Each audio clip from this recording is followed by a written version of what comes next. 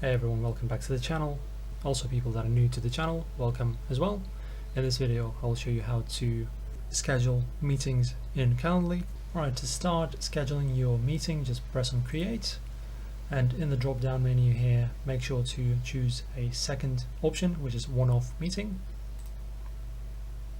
Now basically from this calendar here you want to choose a date that you want to assign to your meeting. Now the next thing you want to do is just make sure to click on add times. Now from here you want to make sure and choose your time of your meeting. For example, it's going to be this one. Also, if you want to delete a certain time, you can press on this 9 times selected button, and from here press on this icon here and easily remove any time that you want. Now after you're done choosing your date and time, just press next. Now from here you want to set up your meeting name. So from now we have a basic information, duration of your meeting, also the actual schedule.